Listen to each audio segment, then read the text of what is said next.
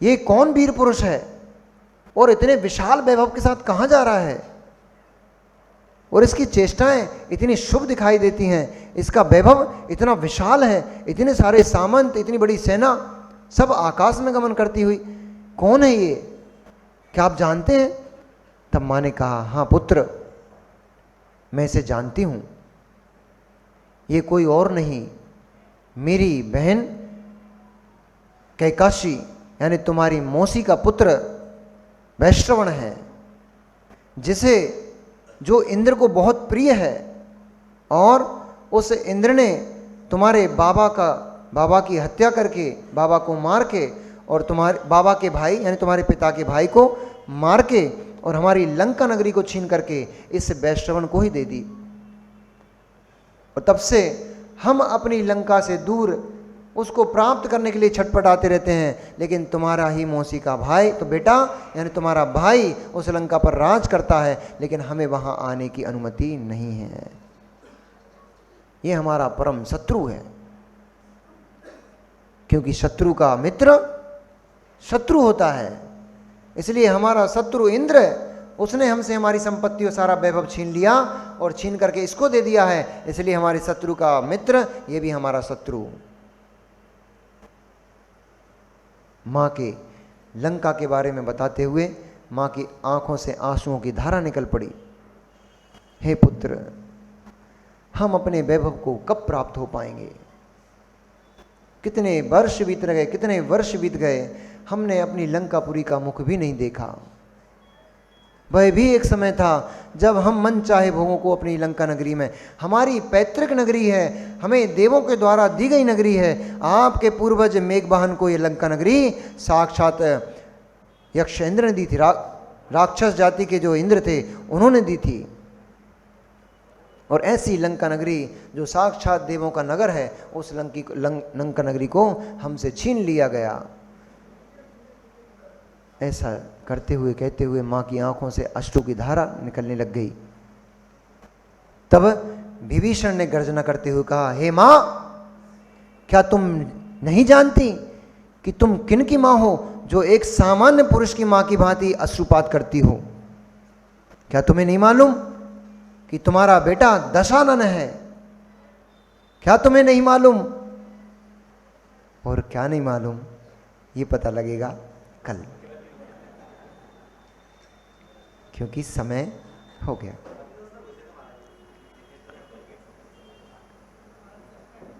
अब चलो, मुझे मालूम है ये कथा ऐसी है, मैं स्वयं भी जब उस कथा को पढ़ने बैठता हूं तो 2-4 पन्ने तो उठते उठते 2-4 पन्ने तो पढ़ ही लेता हूं। तब तक के लिए भगवान महावीर स्वामी की जय हो। पुण्य आत्मा जीव को सहज ही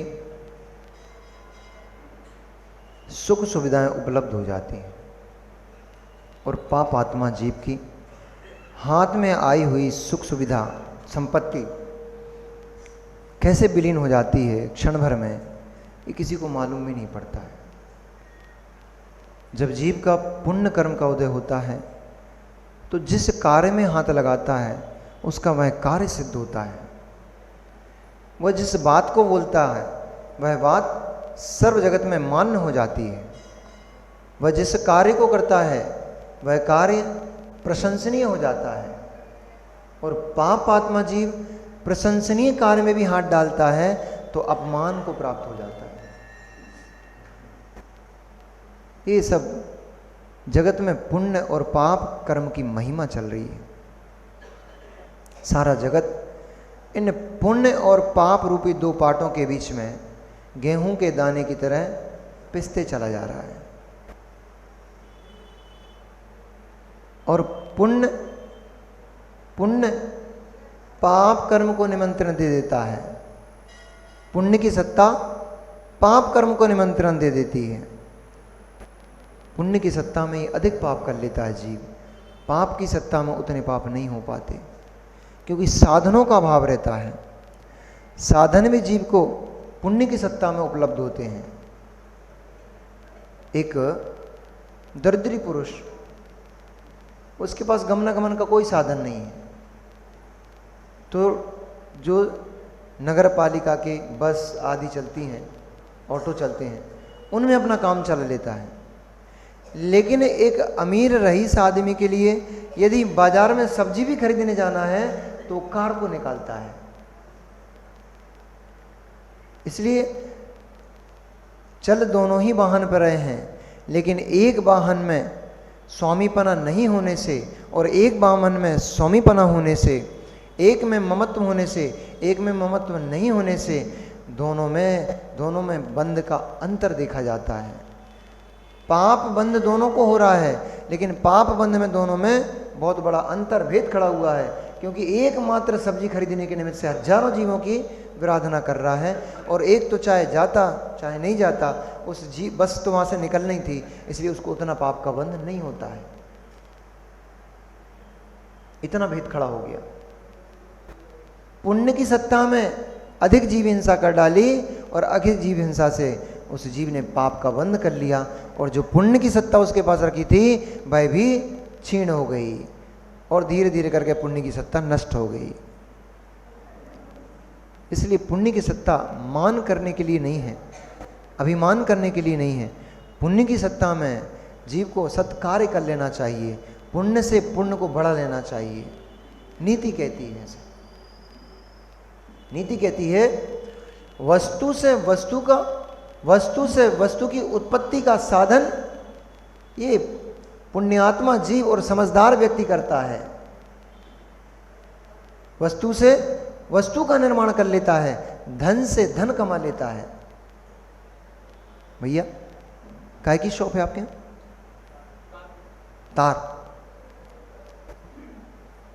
तार किसी ने खरीदा था, फ्रेश वाला कि वो सेकंड हैंड वाला? फ्रेश वाला। उस तार को खरीदने के लिए आपने कुछ धन खर्च किया होगा, फैक्ट्री से खरीदने के लिए कुछ धन खर्च किया होगा, लेकिन वो धन खर्च क्यों किया था? तार से धन खर्च करके उस तार से कुछ एक्स्ट्रा पैसा कमाएंगे। 100 रुपए की वस्तु खरीदी तो 110 में बेच करके 10 रुपए का मुनाफा लेंगे। पैसे से पैसे बनाने दो, कितना अच्छे से आता है आपको? पैसे से पैसा बनाना कितना अच्छे से आता है आपको? हे मित्र, पुण्य से पुण्य बनाना क्यों नहीं आता है? धर्म से धर्म बनाना क्यों नहीं सीख पाते हो? पैसे से पैसा बनाने की कला संसार मार्ग है, संसार को बढ़ाती है, लेकिन पुण्य से पुण्य बढ़ाने की कला मोक्ष मार्ग को बढ़ाती है।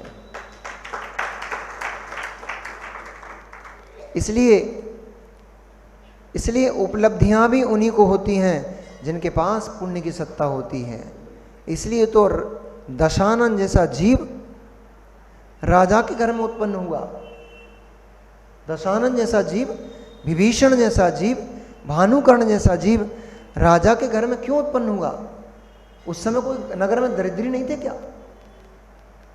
कोई ऐसा व्यक्ति नहीं था क्या जो उस नगर की साफ सफाई करता होगा? कोई ऐसा व्यक्ति उस समय उस नगर में नहीं था जो सारे नगर के मल को डलिया के रूप में फेंकता था? कोई ऐसा व्यक्ति नहीं था क्या उस नगर में जो सारे नगर को सब्जी भाजी ला करके देता होगा? उनके यहां उन जीवों का जन्म क्यों नहीं हुआ? आप देखोगे कुछ नहीं। एक गरीब के यहां व्यक्ति ने जन्म ले लिया, कुछ नहीं। एक अमीर के यहां व्यक्ति ने बच्चे ने जन्म ले लिया, कुछ नहीं। कैसे कुछ नहीं? कुछ है। एक जीव के पास पाप कर्म की सत्ता है और दूसरे जीव के पास पुण्य कर्म की सत्ता है। जो राजे महाराजाओं के जन्म ले रहा है उसने पूर्व में दान किया था, पूर्व में धर्म किया था।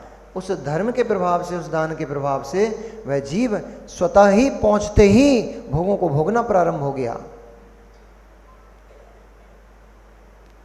अतुल्य बल को प्राप्त हुआ, अतुल्य यश को प्राप्त हुआ, मान सम्मान को प्राप्त हुआ। अब आपके घर में बच्चा जन्म जाए तो ज़्यादा से ज़्यादा गुड़ के लड्डू बंटवा देते हो, वो भी रिश्तेदारों में। 4 से 8 10 घरों में बट गए, ज़्यादा से ज़्यादा 25-50 घरों में बट जाएंगे, वो भी आपके रिश्तेदारों में। उस जीव ने जन्म लिया तो नगरियों की नगरी पूरी मुंह मीठा कर रही हैं, लड्डुओं के स्वाद ले रही हैं। ये पुण्य का प्रताप कि नगर में जन्म लेने, नगर में उत्सव मनाया जा रहा है, नगर नहीं, नगर नगर में उत्सव मनाया जा रहा है। ये पुण्य का प्रताप।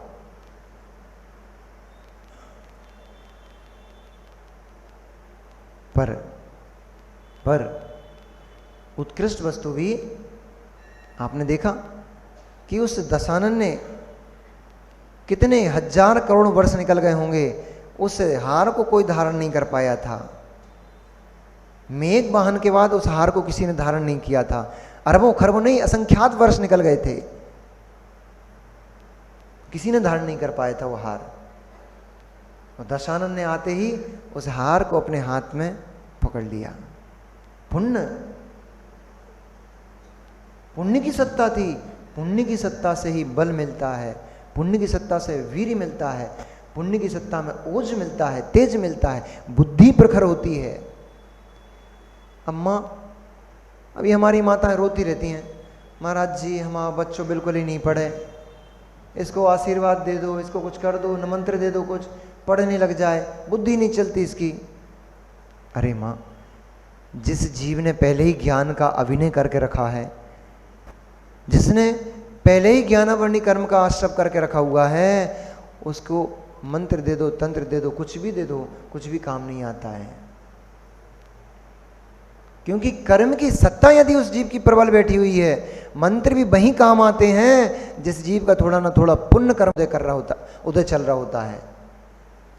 जिन जीवों का तीव्र पाप कर्म का उदय चल रहा होता है, उनको मंत्र भी फलीभूत नहीं होता है।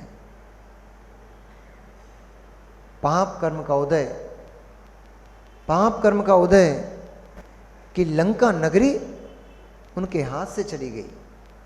पाप कर्म का उदय, छीनने वाला भी कौन, उस पर राज अधिकार करने वाला भी कौन? सगी बहन का बेटा, दशानन का मामा, दशानन का मौसी का बेटा, भाई। एक भाई लंका पर राज कर रहा है, दूसरा भाई लंका से बाहर निकला पड़ा है। पुण्य की दशा, पाप की दशा। जब उस उत्कंठा में केकसी हमेशा अपने आप को कोसती रहती थी, अपने भाग्य को कोसती रहती, अपने पुण्य को कोसती रहती थी। अहो मेरा कैसा पाप कर्म का उदय आया, अहो हमारा कैसा पाप कर्म का उदय आया, हमारी पैतृक नगरी हमारे हाथ से छिन गई। जब अपने बच्चों के सामने इस प्रकार का वह विलाप कर रही थी कि हे मेरे पुत्रों, हमारा ऐसा पाप कर्म का उदय कि हमारी पैतृक नगरी युगों युगों से जो हमारे पास थी, ऐसी नगरी हमसे शत्रु ने छीन ली, हमें बेघर कर दिया। तब विभीषण ने कहा, हे मां, सुभटों को जन्म देने वाली मां के मुख से ऐसे दीनहीन बच्चे शोभा नहीं देते हैं। वीर पुत्रों को जन्म देने वाली है मां है तू, और ऐसे दीनहीन, भाग्य और दुर्भाग्य इनकी बात करके अपने आप को छोटा क्यों करती हो? क्या तुम्हें भाई दशानन के बल का, पौरुष का ज्ञान नहीं है? हमारा भाई दशानन चाहे तो भुजाओं से इस सुमेरु पर्वत को भी ऐसे चूर्ण करने की शक्ति रखता है, और तुम कहती हो कि हम दुर्भाग्यशाली हैं। क्या उसकी भुजाओं के बल का तुम्हें अंदाजा नहीं? समुद्र के संपूर्ण पानी को वो अपनी बाहों में समेट सकता है, इतनी शक्ति रखता है अपने पास। ऐसे सुपुत्रों को जन्म देकर भी तुम ऐसे दीनहीन शब्दों को बोलते हुए तुम्हें लज्जा महसूस नहीं होती है? भैया बल है, पुण्य है, सो बोल लो। दशानन ने विभीषण को शांत करते हुए कहा, हे अनुज, क्रोध क्यों करते हो? हे अनुज, इस तरह का वचनालाप क्यों करते हो? यद्यपि सारे विद्याधरों को मैं एक बाहु से समेटकर एक तरफ खड़ा कर सकता हूं, इतना बल मेरे पास है, फिर भी माता का कहना उचित ही है। पाप कर्म के उदय से जीव के पास आई संपत्ति नष्ट हो जाती है और पुण्य कर्म के निमित्त से संपत्ति कहीं पड़ी हो खिंची खिंची तुम्हारे पास चली आती है। अनुभव करना भैया इन बातों का, केवल ये पौराणिक कथा नहीं, इन बातों को अनुभव करके देखना। कोई व्यक्ति ऐसा भी होता है दिन रात 24 घंटे भागता रहता है, मेहनत करता रहता है, और हाथ में आई संपत्ति घर लेके जा रहा था, हाथ में आई संपत्ति पूरे दिन की मेहनत घर लेके जा रहा था, रास्ते में पैर में ठोकर लगी, और जैसे ही ठोकर लगी वह नोट की गिड्डी आगे जाके गिरी और जाकर के पानी में गीली हो गई, सारे नोट खराब हो गए। पूरे दिन बच्चे ने मेहनत की, अकृत पुण्य मिलो, कथा पढ़ी होगी आप सभी ने अकृत पुण्य की।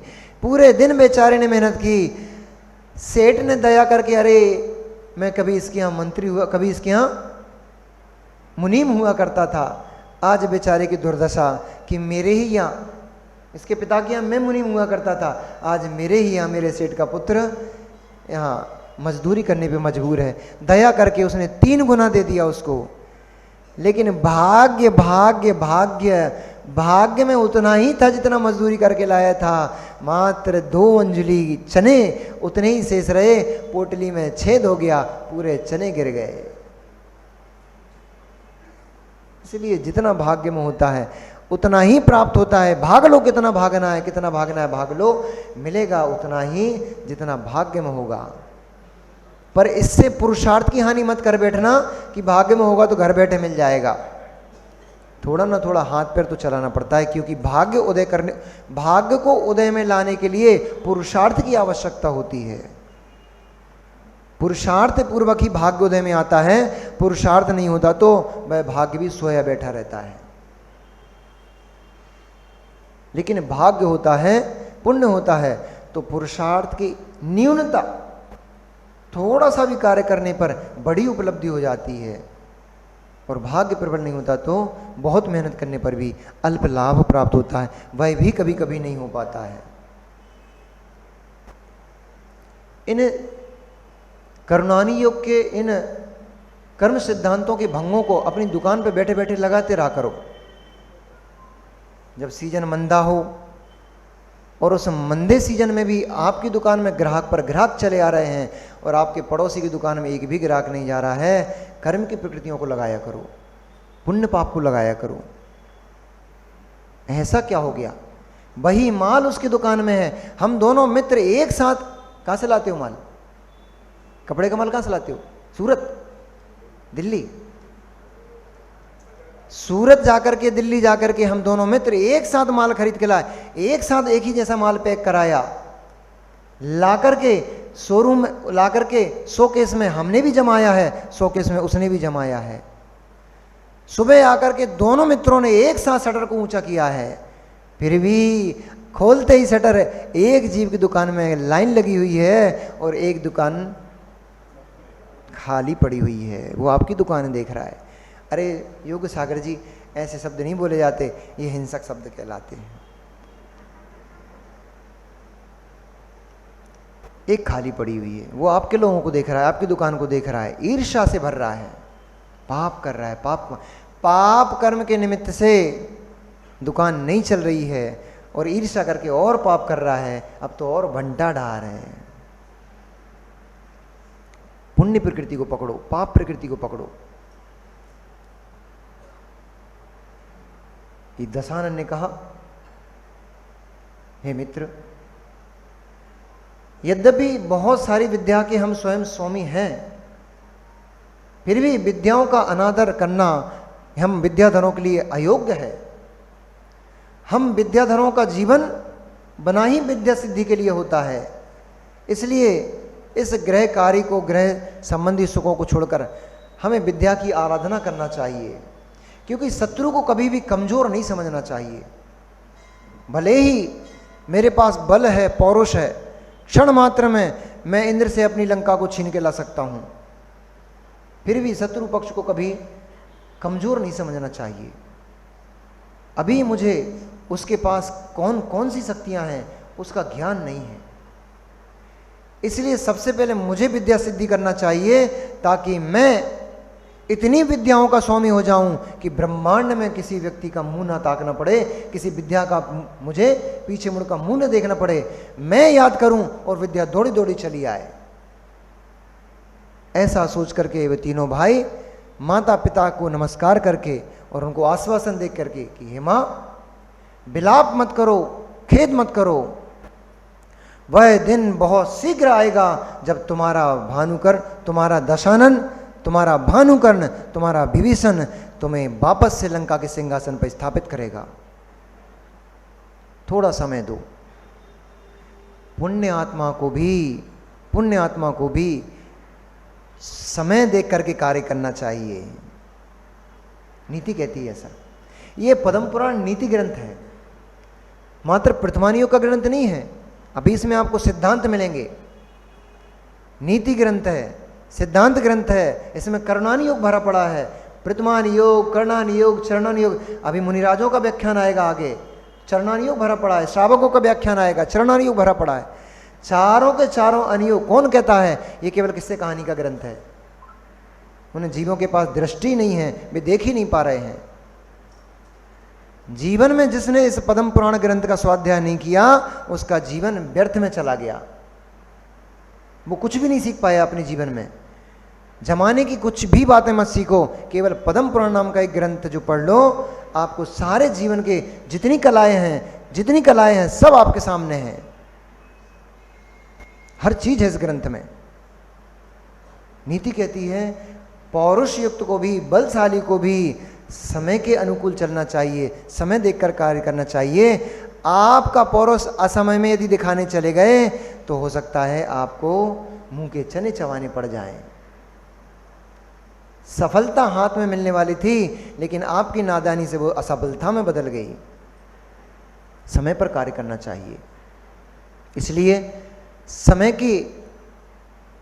की नजाकत को जानते हुए, समझते हुए, और दशानन ने निर्णय किया कि मुझे बहुत सारी विद्याओं की सिद्धि करना है, और माता पिता से आशीर्वाद लेकर के, उनको आश्वासन दे करके कि लंका निश्चित ही एक न एक दिन हमारे पक्ष में होगी, हम उसमें ही राज करेंगे, हम उसमें ही निवास करेंगे, ऐसा आश्वासन दे करके, और वे दोनों ही भाई, तीनों ही भाई भीम नामक वन में जाकर के मंत्र सिद्धि करने लग गए। भाई वन कैसा था? भाई वनचर प्राणियों से भरा हुआ वह वन था। बड़े बड़े ऊंचे ऊंचे पर्वतों से और बहुत ऊंचे ऊंचे घिरते हुए झरनों से वह वन सुशोभित हो रहा था। उसमें बहुत बहुत बड़ी बड़ी दाढ़ों वाले सिंह यत्र तत्र घूमते रहते थे। उनकी गर्जना से वह वन ऐसा प्रतीत होता था मानो कि साक्षात मेघों की गर्जना ही हो रही हो, और उन सिंहों की गर्जना ने चारों दिशाओं को बहरा बना दिया है। चारों दिशाओं में कुछ सुनाई ही नहीं दे रहा था, ऐसा सिंहों की गर्जना होती थी। पक्षियों के कलरव से वह वन सभी के मन को मोहित करने वाला था, दुर्धर था। सभी का प्रवेश सामान्य उस वन में नहीं था। बड़े बड़े अजगर अपने श्वास लेने से, श्वासोच्छ्वास करने से ऐसा प्रतीत हो रहा था जैसे नदी का कलरव हो रहा हो, नदी कलकल कर रही हो। ऐसे वहाँ विशालकाय अजगर जब श्वासोच्छ्वास करते थे तो वह बहुत भयंकर और भयानक लगने लग जाते थे।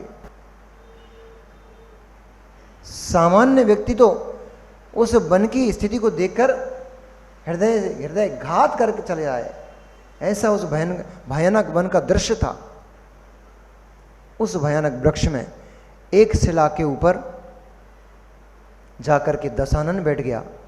पास में ही पड़ी एक शिला के ऊपर जाकर के विभीषण बैठ गया, और थोड़े ही दूर पर एक शिला के ऊपर जाकर भानुकर्ण बैठ गया, और उन्होंने मंत्र आराधना प्रारंभ की। जैसे ही मंत्र आराधना प्रारंभ की, जैसे कि मैंने बोला कि पुण्य आत्मा को स्वतः ही सहज ही उपलब्धियां प्राप्त हो जाती हैं।